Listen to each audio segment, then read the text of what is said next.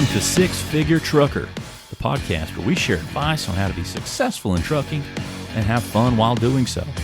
We'll share stories, news, and advice on how to earn six figures in trucking, and we'll speak to guys and gals that are already doing so. Next, it's your host, Justin Scott. Let's get to the show. All right, guys, welcome to the Six Figure Trucker. I'm your host, Justin Scott. With me today, I have Reginald Jenkins. He's got some great stories that he would like to share with us from the road. We're really excited to have him on the show today. Reginald, how are you, sir? I'm doing fine, thank you. How are you? I'm doing great. Again, just wanted to say I appreciate you coming on the show, and I understand, you've got a really rich history and background in trucking, and you've done a lot of different things in the industry. So tell us, what got you started into trucking, and then obviously how did you get into Driveaway and so on and so forth? Okay, way back in when I graduated high school in 1979, I had the thoughts of going into trucking, but I really wanted to go into safety because I have seen so much out there on the road, so many accidents and people getting hurt. And then I decided, well, I'll go into EMS. So I entered EMS and I became an emergency medical technician with the New York City EMS back in the day. And then the New York City EMS had transitioned over to New York City Fire Department in the late 80s. So I was driving part-time because I always liked the trucks ever since I was a kid. So I decided to go part-time hauling frozen foods for a local company where I resided. And then I expanded to go over the road because I had like 4 or 5 days off from the fire department. And then I subsequently decided to go into Driveaway, and I started working for a small company in Teaneck, New Jersey. And they did Driveaway. We went all over the country. So I was with them for about 5 years. Oh, wow. Now, were you still doing the medical emergency services at that time too? Yes. I was doing full time, but I had several days off in between. So I was able to work on my days off as a part-timer. And I also did the tour bus. I had my CDL. Well, back then it was class 1, class 2, class 3. That's right. Licenses, right. But now they changed it. It's more like a CDL with the lettering. So I drove a tour bus. I was doing charters, like 1 day or 2 days out of the week. I would go up to Canada or do it overnight. And it was fun. I mean, I met a lot of people from all over the world. And, I drove brand new equipment, Prevost, Cetras. I drove every bus that you see out there. I driven, and it was a great job. And now getting back to the Driveaway, this was a very small company I was working for. My first day on the job there, boss sent me, he gave me a very expensive truck to transport to Tallahassee, Florida. On your first day? Yes. On the first day, it was a $300,000 truck that I had to deliver down there. And he looked at me, he said, I trust you with this truck because I know about your history. You have a good history. So I was able to drive it down there with no problem. And then from there, he flew me up to Louisville, Kentucky, and I picked up a cab and chassis and drove it back to New Jersey. And then from that point on, he started giving me more and more runs. And ultimately, I ended up in Las Vegas to pick up a double-decker bus. Oh, yeah. Those are wild. Yeah, and that was fun doing a trip across I-40 going through windy Oklahoma. And I had 4 other drivers with me, and he asked me if I would mentor these drivers because they were new drivers. And I said, sure, no problem. I said, yeah, I'll help any new driver out there on the road because I have a lot of patience, and I'm very safety conscious too. So, we were driving across Oklahoma, and then I always pay attention to the weather reports when I'm traveling, especially in Tornado Alley. And there was a tornado that touched down not far from Oklahoma City. So what I did was I managed to get everybody off the road, and we ended up seeking refuge in a Walmart parking lot right off the interstate until the tornado passed over I-40. And I'm also a certified storm spotter too. I was going to say the medical side, or the first responder side, probably kicked in. Yes. when you were dealing with that, I'm sure. Yes, and the other guy, the other drivers were kind of scared because they never seen anything like that before because they're from New York and New Jersey. They never really been out that Yeah, far, yeah. and I've been out there, many times. And we were able to make it back to Queens, New York, with no problem. And then, the company had shut down. I think I've been in there about 8 years, and then they had shut down.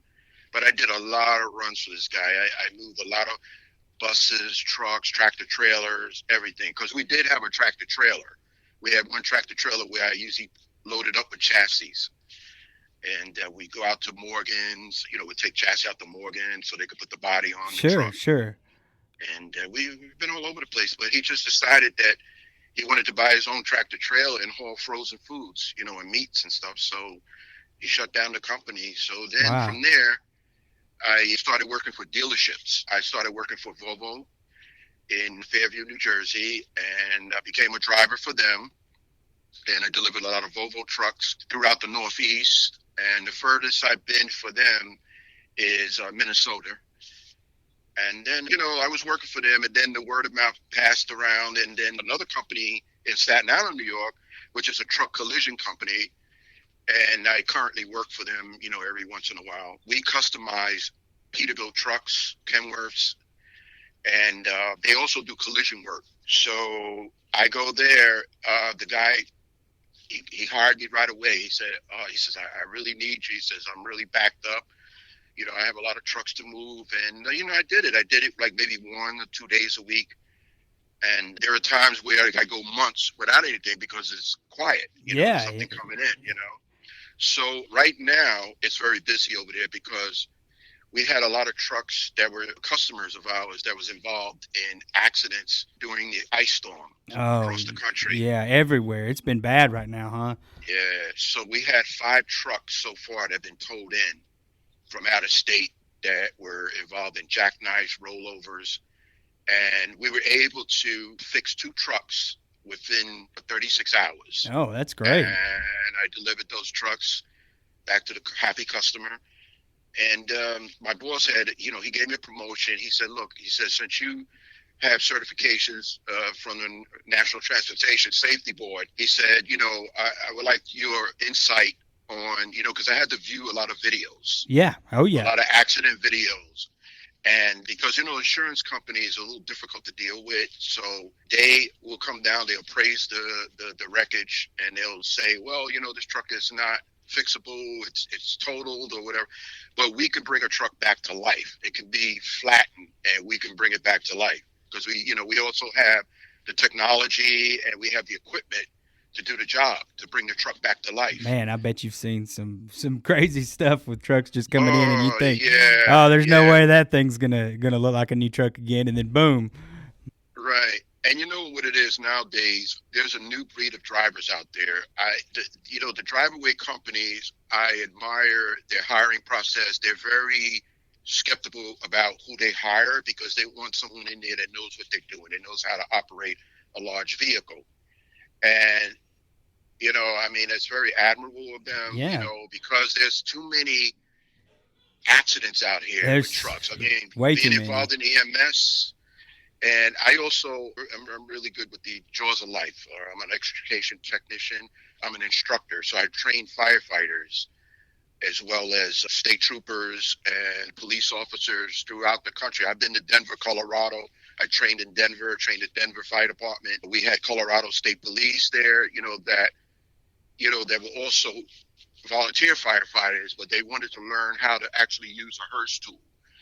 So I've used 8 different types of tools that we practice on, and we had a commercial vehicle extrication class where we actually had trucks that were turned over in the parking lot, and we would have a victim in there. We have different scenarios where we go and we rescue and extricate the victim, without further harm. Wow. And it calls for a lot of stabilization of the vehicle. Because like the pileup in Nashville, the one that was in Saturday in Fort Worth, Texas, last week, I-35 West, right. Now that was a very difficult operation because you actively had vehicles that were still smashing into each other because the highway wasn't shut down. Yeah, you couldn't, the folks couldn't get rescued yet because they're still getting Right. such a terrible thing to see on TV. Obviously, I couldn't imagine Yes. being in that particular situation live, but some of the Right. footage that I saw, I mean, it's just it makes you think, and it made me think too, because we're Driveway's busy right now, and all most companies are extremely busy. So here I am, in the office pushing loads, and then I'm looking outside and it's 60 degrees and sunny in North Georgia, and then Right. you sometimes can get tunnel vision. So I hate to see things like that, and it makes me Yeah. rethink, like, hey guys, let's make sure these guys are watching this weather, and let's get some alerts out, because Right. it's dangerous. It's It is, and I have been in situations like that where I had to go in and I had to triage, because we do like everything else. Even when we doing a pre-trip inspection, you got to you got to have an overview of the vehicle to make sure the vehicle's not leaning to the side, make sure there's nothing hanging off. right. The same thing, we're assessing the vehicle before we get into the vehicle and drive it off. And the same thing with an emergent situation like that, where you have multiple victims involved, multiple cars. And I've been on situations like that on I-95 here in New York and on the New Jersey Turnpike, where I've had tractor trailers, jackknife, had a car underneath. And, as an extrication technician, I would have a wrecker come in, and we had a good rapport with the state police and the tow companies. And I would have them lift the car lift the trailer up off the car so that I can gain access to the victims. And some of them, sadly, are deceased, or some are still alive, But I work very fast. I just go in, I just take the roof off to get the victims out. Well, I Make it just simple. want to take a second and say thank you for everything that you've done, in first responding and in safety and EMS, because not everybody can do that, and I thank all the first responders for being there and helping save lives, and helping getting people out of situations that, if you guys weren't there, they wouldn't still be alive, or just Right. having to deal with the folks that unfortunately didn't make it. That's a tough thing. So I just want to thank you, and thank all the first responders that are You're out there right welcome. now. Yeah. And I love driving. I love seeing the country. I love interacting with people because I'm a people person, and I believe in professionalism, and I believe in representing the company in a positive way, and that's who I am, and I very big on safety, because I've been a assistant safety manager for a bus company up in Connecticut years ago. And it was a tough job. I mean, because you have many drivers that you have to deal with, on a business level, and some of them are complacent, some of them are cooperative. I mean, you have different personalities, Sure, but sure. I'm more a peaceful person, and I know how to adapt to very different personalities, because I learned that from my mom. And it takes a lot of patience. It does, and I've said this is something that I say a lot. In business, sometimes you have to be a chameleon, right? And it just because you're going to deal with a lot of different personalities, especially in a leadership role. Like if you're being a safety director, your job is to make sure the company's doing everything possible to keep the drivers safe and keep other people safe on the road, and also make sure that we're not damaging other people's cargo, freight, trucks, whatever it may be. So sometimes you have to have some empathy there, and sometimes you have to be a little bit more strong-armed on things. So, depending on who you're talking to. So I think, that's awesome. And, the thing that really is very disappointing is that truckers nowadays are not respected. We're looked down upon as just a trucker, like we're nobody, but they don't realize that we provide a service, and we provide a good service. I mean, we transport goods, we transport foods, we transport medications, we transport trucks to customers so that they can put that truck in service and haul that trailer down the road hauling, goods. And I don't know, it's just a lack of respect out there on the road. And then not only that, it's more dangerous out there than it was before. And I always advise all the new truckers that I talk to through Facebook, as well as guys I know personally, I said, just be careful out there on the road. If something is not right, if you're in a situation that you don't feel comfortable with, leave, get out of that situation as soon as possible. You know, and it can be dangerous out there, but you have to, you have to be alert and just pay attention to your surroundings. And I think that's important that you share that, especially with these young drivers. And, there is a lot of different, folks that are in the business, trucking, Driveaway, freight, there's a lot of, young folks that have come up and different folks from other industries coming in, that have done other things. So it's important for you to share your experiences on the road and be a leader in that space. And I've seen some of that firsthand. So I want to thank you for doing that. Yes. And, there has been a plethora of incidents out there where truckers have gotten shot at, stuff was thrown from bridges, Freaking crazy. Yeah, it's very sad. I mean, in my EMS career, I had a brick go through a tractor trailer on the I-95, and the driver got hurt. And he ended up hitting the wall, and I had to climb in through the cab to do, first aid on the guy. And, it was sad. Yeah. I mean, but, you have to. He's just trying to do his job, right? Right. He was just doing his driving on the road, and he was on his way home after making his delivery, and somebody decided to throw a brick off the bridge. And this is, and another thing I told drivers, when you're driving down the interstate, your eyes got to be moving. You got to look in your mirrors. You got to scan your mirrors every few seconds. You got to, watch your following distance. And when you're driving through urban cities or inner cities, stay in the right lane, stay out of the way, go to speed limit, because if you drive any faster than that, you're going to end up getting into trouble. Yep. You're going to have an accident, because everybody out here that think they're a driver are not a driver, because they have very poor driving skills.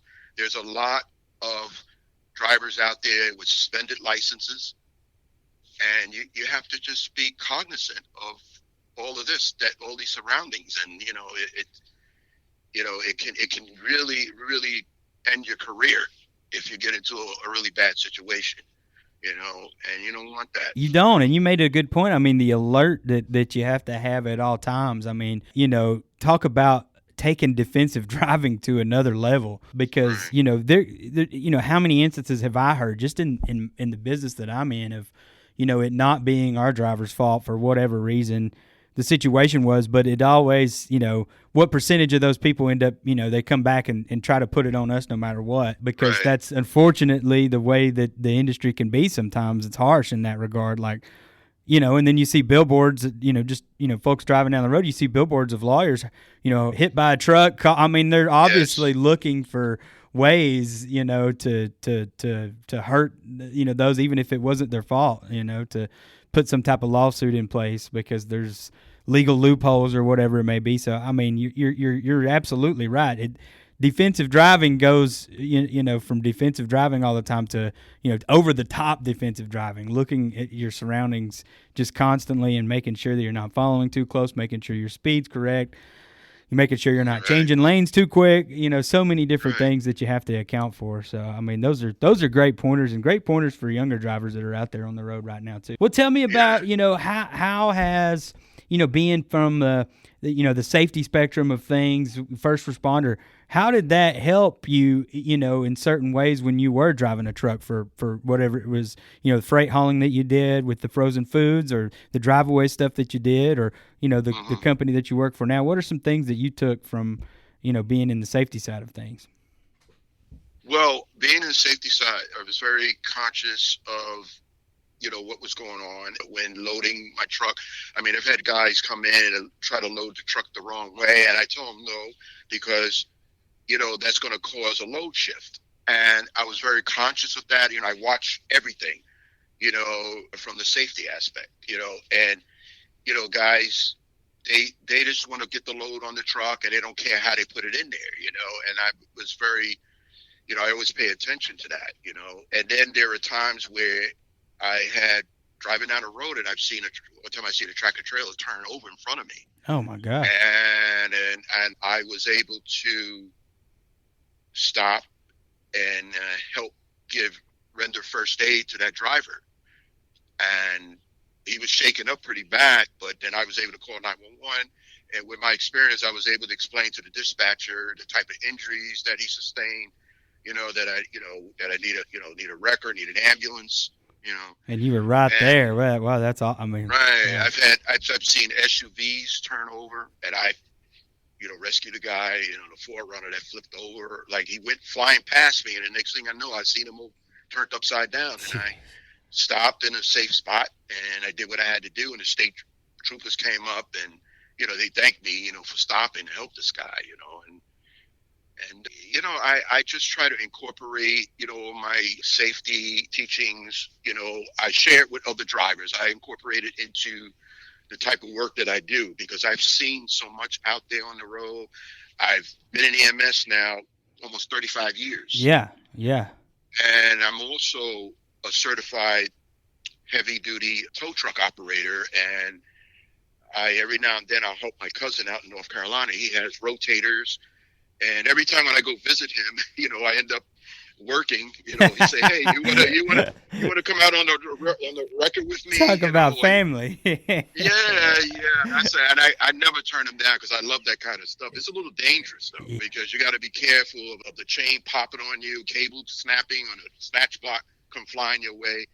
Those heavy-duty wreckers are crazy. I mean, seeing them in operating. I mean, we've decked some trucks using some of these big things, and I'm always just in awe of these right. These huge wreckers that we're using. But yeah, you're right. I mean, it's dangerous. You got to know what you're doing. Yeah, I learned a lot. I went to school down in Charlotte, North Carolina, and I learned under the American Towing Institute.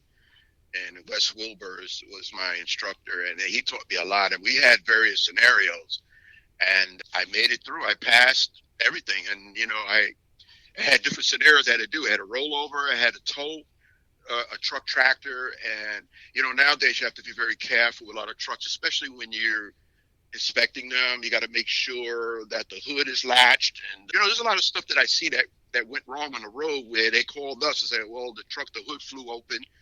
And it broke, and the guy sitting on the side of the road, they said, "Well, I thought it was latched." And it's like, well, you have to visually check to make sure your hood is latched, and simple stuff like that, stuff flying off a truck, tires coming off, you got to check the lug nuts. You got to check everything. Yeah. Yeah, that's a good one. And I seen we had a lot of mishaps. I remember I had to winch out my first jackknife. Oh, wow. And and it was right there in North Carolina, and it was. So is that where your family's originally from, North Carolina, or? Well, some of my family are from North Carolina, Alabama, Georgia, and they're all over the place. I have family in England, all over Florida, and all over the country. Actually, California, Texas, Amarillo, Texas. And yeah, my cousin, he just bought a brand new rotator, and he has a Virginia contract now. Oh, wow. Yeah, so because it's very busy, there's a lot of truck accidents. Oh yeah, it's 24/7. Those guys. I mean, yeah, I couldn't imagine. I mean, obviously in Driveaway, our wheels are turning 24/7, but I know some of these tow guys are smaller and they don't have access to a lot of people for help. So I've seen some guys, right. They're been going all day and all night, and then they finally get some rest, and then they're up at it, immediately with an emergency call. Because and sometimes around here, they never know when they're going to get talking to some of these guys. It's like it could be crazy busy, but then it could go a few days without anything for a while. Right. Especially I-75 that runs down through Georgia. Exactly. Yeah. That could be. And I've driven down that road, and it could, you have to be very careful, because once you get closer to Atlanta, the traffic's going to get heavier. It is. You're going to have more of the crazy drivers, and and you just have to. You got to think for the other person. You can't just think for yourself. You have to think for the next man. Because you don't know what he's going to do. And you've got to plan on going through Atlanta at a certain time. I mean, if you can hit that thing early in the morning, real early in the morning. I don't mean right, but as rush hour. I mean real early in the morning. Or late at night. That's been the perfect time for me to drive through Atlanta. Otherwise, you can bet that you're going to be sitting still if you're having to go through Atlanta. Even if you're going through the bypass, the 285 or whatever it is, Right. you got to time it just right. Right. And the most dangerous road that I ever driven on is I-5 going through California, through LA. Yes. Yes. I've been on that road. Yeah.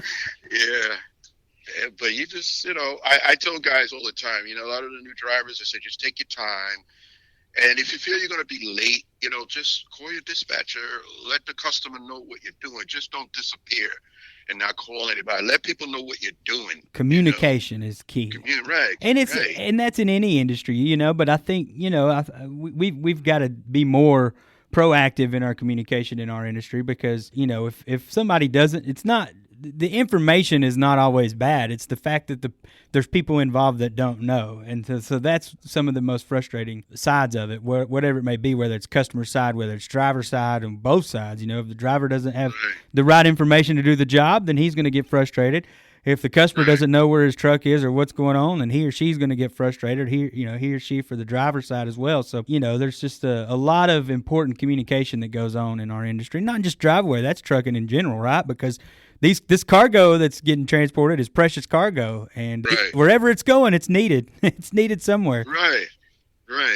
And like if the weather starts to get bad, just pay attention to the weather report, because I have like 4 apps on my phone, and I always monitor those apps.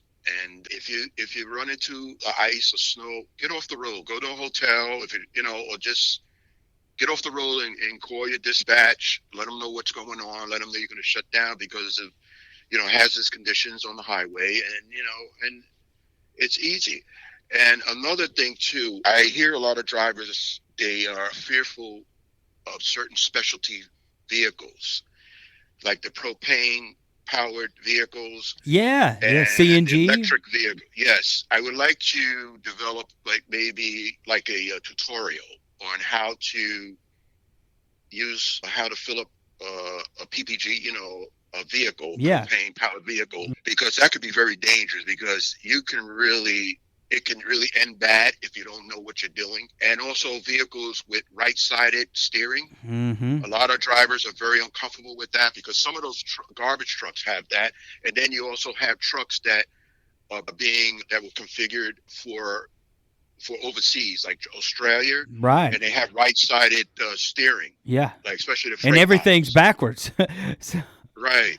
And we need a tutorial on that, because a lot of drivers, and I tell drivers, if you're not comfortable with the vehicle, don't drive the vehicle. Mm-hmm. Just let your dispatcher know That's the safest thing. You're absolutely right. Right. And we're getting a lot more information that we can get out to our drivers regarding alternative fuel vehicles, because statistics are showing us that we're moving more and more of those as the months go by. And last year we moved more CNG units, I think, than we ever did. And now you're getting to the point where you're getting companies that are looking to come to market with hydrogen fuel cells, electric. There's so many different things that's happening. So there's going to be a lot of different alternative fuel trucks that are going to be on the road in the future. So we've got to find a way as a company here to be more educative, about those different types of vehicles. And we want to make sure drivers do everything they can to get educated about those type of vehicles. But at the end of the day, if you're not comfortable, you hit the nail on the head there.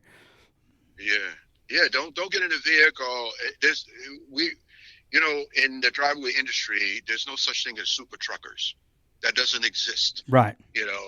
We're a very safety conscious company, and we want you to get to your destination safely. We want you to deliver the vehicle in one piece, and we want you to get home to your family safely, and if you're not familiar with something or any components on the vehicle, whatever, just, call your dispatcher, let them know I'm not comfortable with the vehicle. Just let somebody know. All right, and then they'll send somebody that's more experienced to pick up the vehicle and deliver it safely to where it needs to go. And there's the same thing, like I had this discussion in regards to dump trucks and roll-off trucks.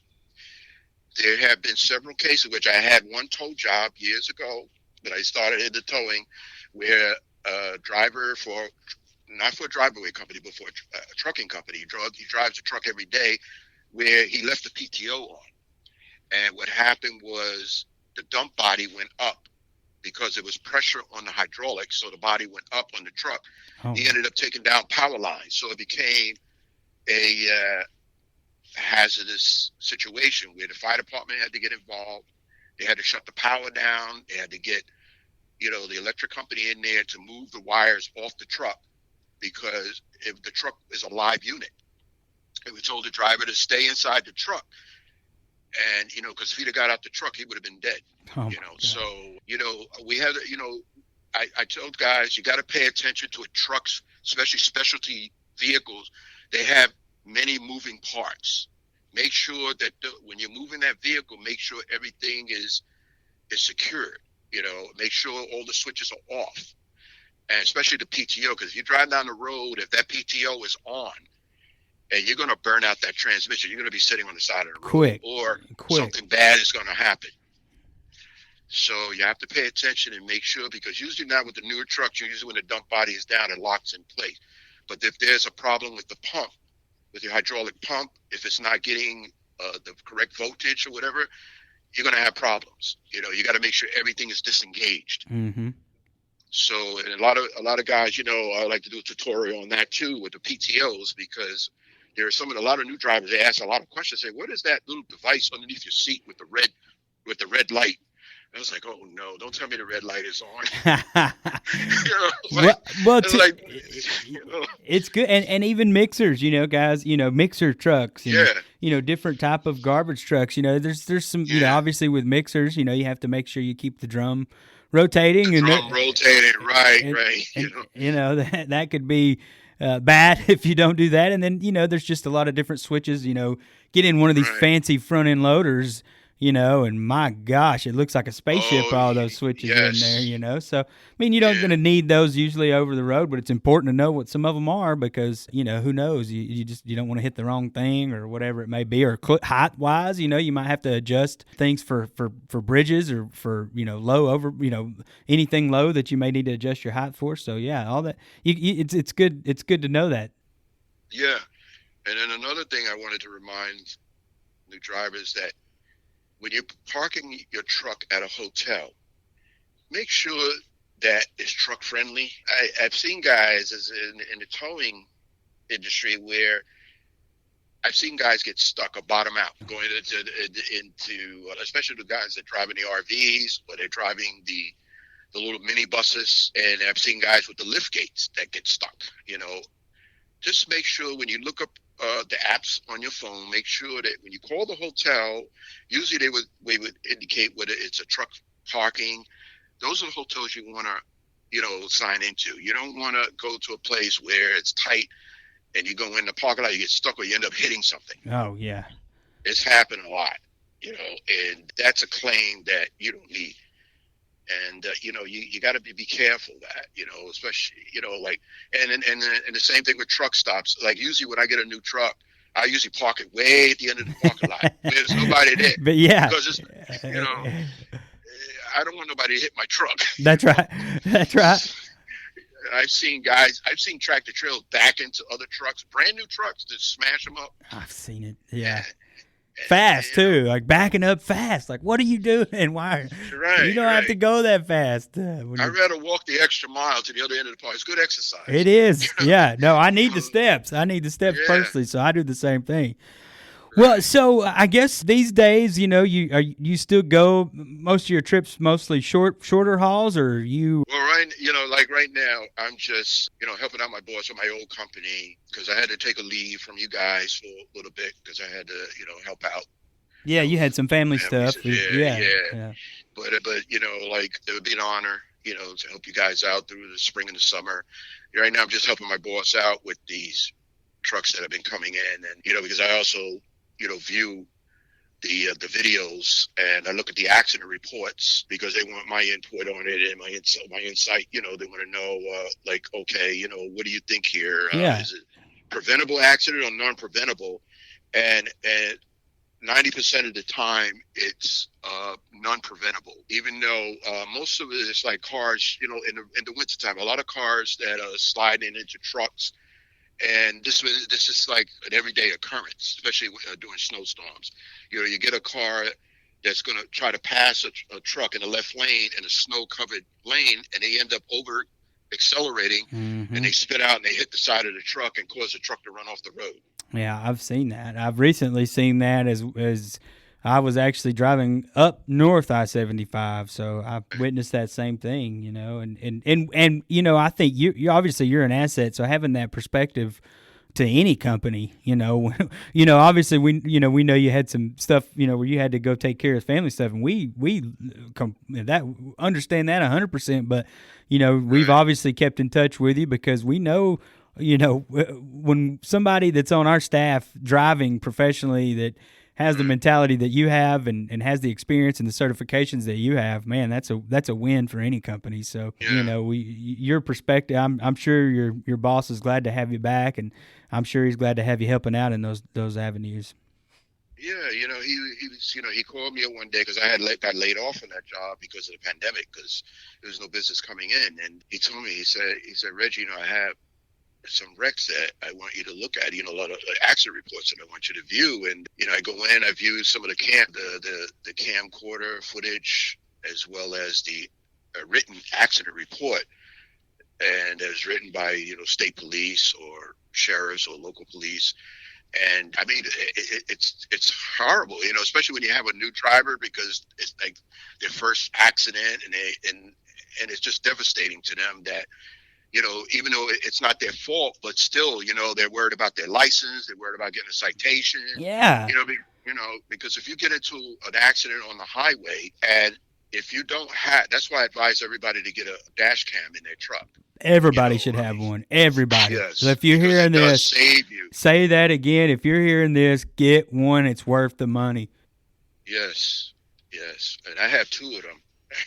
I have one in my bag, and I keep one in my suitcase. I don't blame you. That information, at the end of the day, no matter what, the truck driver, somebody's going to try to throw the truck driver under the bus. And without sufficient video evidence, a lot of times you're put in a bad spot. But if you've got that video and you can see whatever happened, it obviously was not your fault. Somebody's tried to cut you off. Somebody was speeding. Whatever the case may be, it's just so good to have that. And you never know, it might catch a crime too. Yeah.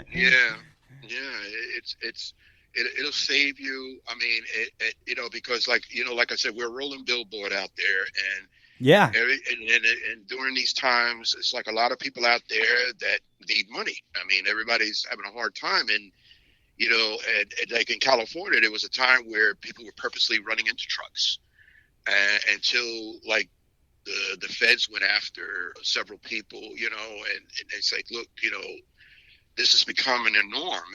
And all these truck accidents, just cars just slamming into the side of trucks. And they would it was like an insurance scam.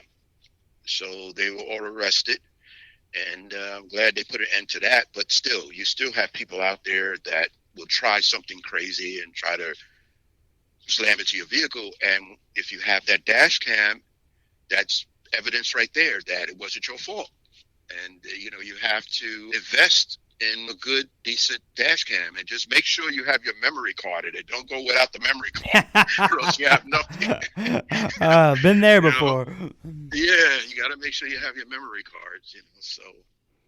Well, it's good to have that, and good to know. There's a lot of cool technology out there, and to make sure that we, you've got that dash cam, you've got, the additional navigation systems that are out there now. There's just so much now that can help the driver. So, how I guess let's transition to the money side of things. How have you done financially? What's the best, I guess, the thing that you were doing in trucking that was earning you the most cash? Well, I think that the Driveaway, I was doing really well when I was working for RE Transport, in New Jersey. Yeah. That's the one that went out that he just went out of business. He changed it. Yeah, started at something else. Yeah. He paid really well. I mean, he paid for everything, and if I needed to pay out of my pocket for anything, he would reimburse me as long as I had the receipts. And I did pretty good. I mean, financially, more so with the buses and the buses, because he was able to get gratuities. Oh, yeah. Because I used to run, like when I did a Chicago run, I did really well. I did a Chicago back to Quebec City, Canada, and back down to Boston and then New York and then drop the tourists up at the airport. And that was 9 days, and I did really well with that. And I enjoyed that, but it was extra income. It supplemented my income. It supplemented my pension because I get a pension from the fire department. That's right. And I mean, I've had friends tell me, they said, when are you going to retire? And I was like, well, maybe tomorrow I'll retire. But I joke with them, And I told them, I said, as long as God has given me the strength and give me good health, I'm going to keep going until I'll know when I need to shut down. Right. You'll know that. It'll be a gut feeling. Right. But give the industry, you're giving back to the industry every day with the knowledge that you have, and social media is a big platform these days for Driveaway, and social media is a great platform to share as much information you can about weather, safety updates, just different pointers and tips that you may have that you've learned along the way. And the driver community is a strong community, so we need folks that have a big history out there that they can teach folks something. And I'm a student of everything, and I continue to try to learn something new every day. So I think keeping that open mind is only going to make us all better. Yes, and I'm willing to help any driver, whether they're new or experienced, because I'm never too old to learn. I'm learning new things too as well. I don't think that I have this enormous knowledge that I can't learn anything else. I mean, there's always something new to learn, and you can always share your knowledge with other drivers. And you never ever. This happens a lot on social media. You never ever disparage another driver's character just because they ask a simple question. Oh, yeah. I mean, you have to answer that question correctly. Don't disparage the guy. Help the guy out. I'm willing to help, because there were times when I started out driving trucks. I mean, I remember, I went to driving school, and I learned on a cab over.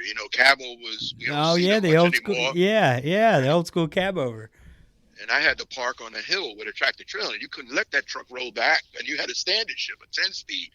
And I was nervous as I could be, but I didn't let the truck roll back. So I was able to take off and, finish the test with flying colors. Those cab overs are something else. Yes, I miss driving them. I miss my first cab over was a Kenworth. Never forget that truck. I mean, it was a good, solid truck, so. But they're bringing them back slowly but surely. Yeah, who was it? I saw a new one. Somebody showed me a picture of a cab over. I don't know who it was. Some of these hydrogen electric vehicles are technically cab overs. There's no engine in them, not, maybe the nose is not as flat, but on some of them they kind of get that look to them. And then if they do have an engine compartment, there's nothing in it.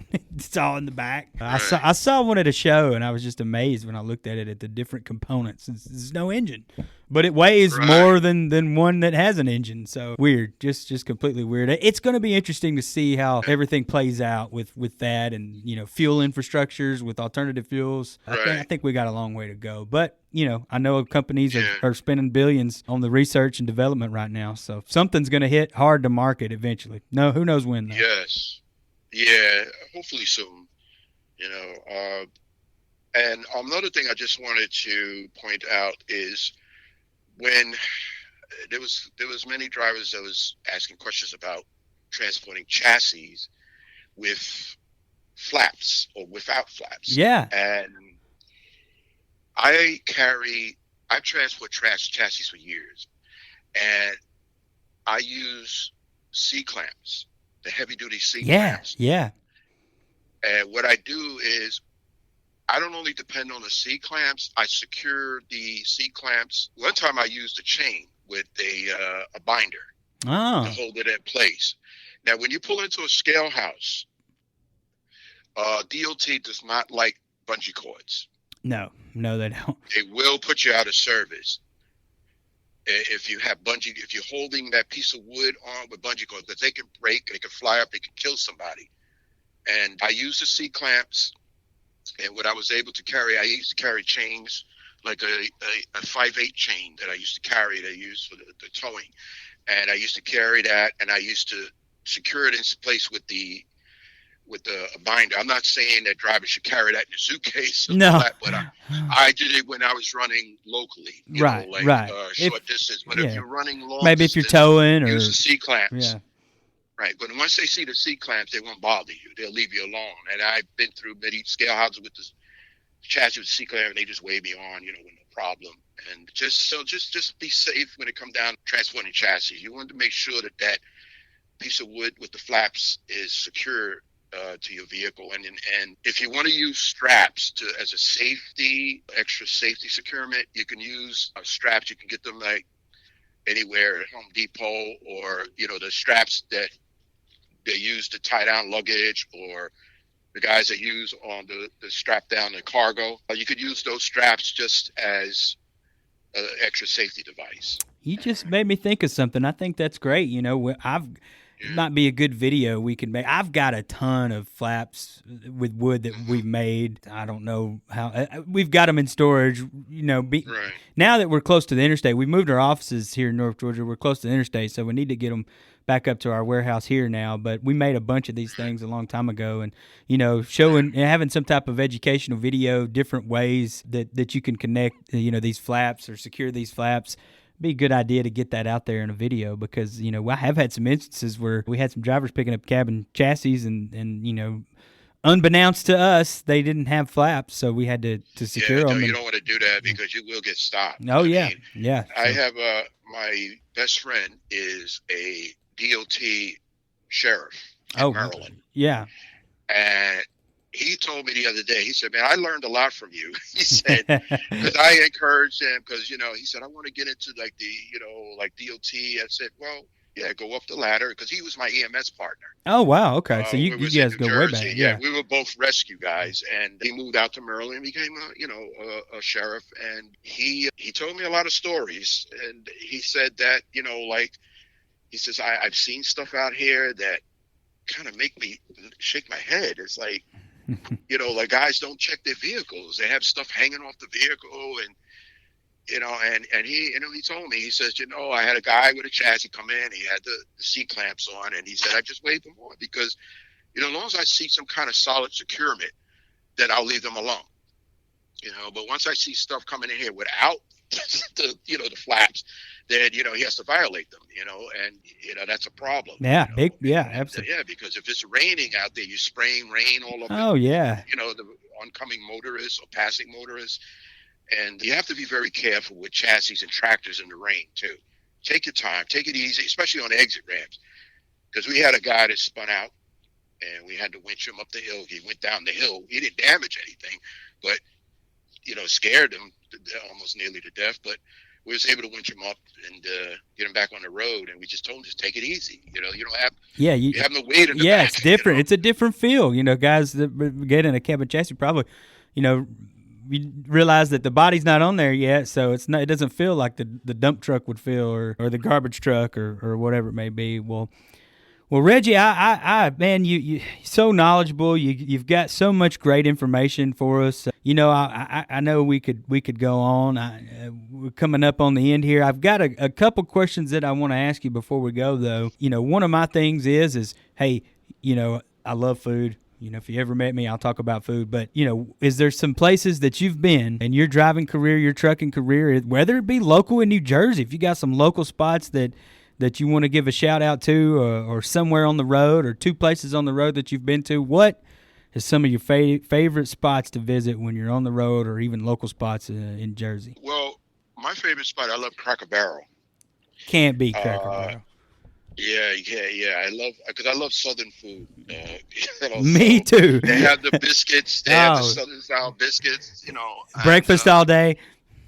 Right. So I like going down the New Jersey Turnpike. I'm not too much a fan of the fast foods, but I know Cracker Barrel. I think I don't remember, but I know they have Cracker Barrels. I think off of 295. Yeah. In New Jersey. You just have to locate it on your map where you actually could pull off and you could park, because they have RV parking. And if you have a straight truck, you could park it there. I don't know about tractor trailers, but I know if you have a box truck, or if you're transporting an RV, or, a smaller commercial vehicle that could fit in the spot, then they usually have pretty decent parking, or they're usually across the street from a fueling station of some sort. So yes, yeah. yes. And yeah, Cracker Barrel, that's one of my favorite places. And let me see what else. Oh, I like IHOP, but I usually go to IHOP if I usually get a hotel that's near an IHOP. So I usually park the truck at the hotel. I check in and I go right across the street or go right next door to the IHOP. So yeah, that's another place I like is IHOP. And Cracker Barrel is like two of my favorites, and of course I like Longhorn. Oh, love Longhorn. Yeah. Yeah, that's up in Yonkers, New York, at the Cross County Shopping Center. And you can park a truck up there. There's a big, huge parking lot up there.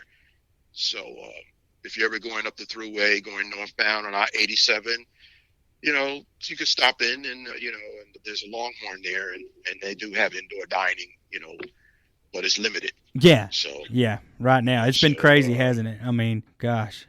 Yeah, but those are my favorite places to eat. Well, great shout outs there, and I have another one that I want to ask you that I like to ask too is especially someone that's done a lot of different things in the trucking industry. So, if you were to go back and visit yourself when you first started into trucking, when you first started in the safety realm of things, is there any financial or money saving advice that you would give yourself if you could go back to your younger self?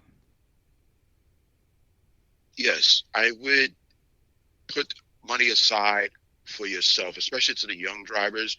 If you have a goal that you want to achieve, you want to go to college later on, if you want to go to a technical school, or if you want to do something or buy a car, or I advise, guys, even if it's $25 out of your paycheck, it adds up. If you can afford more, then do so. But save money, put money aside. I always advise my son, especially my youngest son, because my 25-year-old had passed away 2 years ago. Oh, I'm sorry to hear that, Reggie.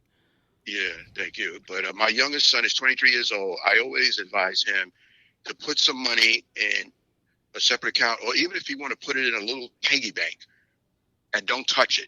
Yeah. And just save that money, and believe it or not, that money will add up. Absolutely. And, you got to save. I wish I had to save money instead of spending more money on stuff that, like, if you see something nice, you want to get it. Yeah. You have to make sacrifices. Me too. If you want something nice. Well, I love that, and I think I would say the same thing to my younger self. I mean, I was in college, and I used to I waited tables, and we made good money, and we spent it just as quick as we made it. So right. Thinking back to even those days, wishing I would have put back, and so I think that's great in any industry that you're in. And it's never too late. I think some of these guys that are on the road now, go ahead and if you haven't done it, pay yourself first. Start making sure that you're setting some aside. We never know. Right. The industry is good to us, but you never know when you're going to have another pandemic or something that slows everybody down. And, right. You never know when you're going to have your health too. We always got to be thankful of having our health, being able to get out there and get it. But, some people aren't so fortunate. So think about that. Yeah. Right. Yeah. And you have to, maintain money management skills, because it will help you in the long run. And it gets tough on the road too. I mean, there's it's you've got to really think about it, and you've got to be strategic on how much you spend on food, on how much you spend on lodging, right. and what is this going to get back. Plan your trip accordingly. Think about these things. I think the guys that do the best in our space, obviously, just freight hauling is completely different, because sometimes it's just pre-planned for you. But in our space, it's like the guys that make their plans way ahead of time. They know exactly their travel arrangements. They know exactly where they're going to stay, even where they eat. Some of these guys plan that out. Those are the guys that are usually saving the most money because they've thought about it ahead of time. It's the guys that are shooting from the hip that are having to spend extra money on travel out or hotels or whatever it may be, and without that plan, you're usually going to spend more money, and the plan's going to not always happen exactly the way you want it to, right? There's going to be variables that are uncontrollable when you're moving trucks, but trying to stick to it as much as possible is important. Yeah, you don't want to get stranded out there. You want to improve your money management skills, and you put aside what you're going to spend, for your hotel or for the fuel, whatever.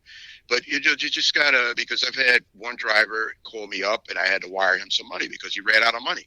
And it's like, how did you run out of money? You gotta manage your money when you're out on the road, and you gotta, just put a certain amount aside for A, B, and C. So, and I mean, he gotten better. Yeah. So, sometimes you have to learn that the hard way too, right? Yes. And he was in the middle of nowhere. Yeah. So, but I try to help everybody out, and I learn from my mistakes, and I don't want other people to make the same mistakes I made, and I try to spread the knowledge, and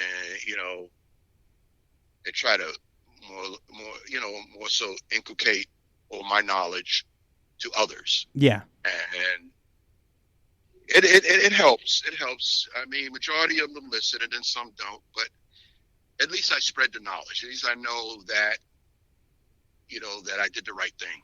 No, and I appreciate that, and I think we folks, the guys like you, guys and gals that can spread that knowledge and be an open book to help other guys out and girls out there. We've got a lot of female drivers now, and that's growing in popularity, and I think that's great. Right. So spread the word and educate all, and make our industry better and better, and change what you said. What you said you started off with. There's so many good people that are driving trucks out there. Let's change the public's perception, and folks like you that are out there are going to do a good job of that. So I just want to say thank you for what you do. Thank you for all you've done. We at Norton Transport hope to have you back because we think you're great, Reggie. Yeah, thank you. Well, anything else you'd like to share? We're approaching it's an hour spot, so we're approaching the end here. Is there anything else that's on your mind that you want to get out there? I just want to wish everybody the best of luck in whatever you do in your future endeavors, and just be safe in whatever you do. And if you don't know something, ask. Don't be ashamed to ask, even if it's a silly question. Silly questions, it's just as important as other questions. Yeah, there's no such thing as a stupid question. If you don't be afraid to ask. I agree. God, I love that. That's great because it could be the difference of so many things if you just ask. And another thing, I noticed you had a lot of lady drivers, and I consider them very admirable. And there's a lot of ladies out there that are single parents, and they have families that they need to take care. And I admire them for doing that. Absolutely. And I encourage them to do what you need to do that's going to suit you and your family. And just the best of luck to all of you. And just be safe. And God bless. Six Figure Trucker is brought to you by Norton Transport. Norton Transport is a drive-away trucking company that customers can rely on. It offers excellent independent contract driving opportunities to professional, courteous, and qualified drivers that can provide the kind of service we deliver. If you're interested in learning more about Norton or just want to subscribe to the show, check out 6-figuretrucker.com. That's 6-figuretrucker.com.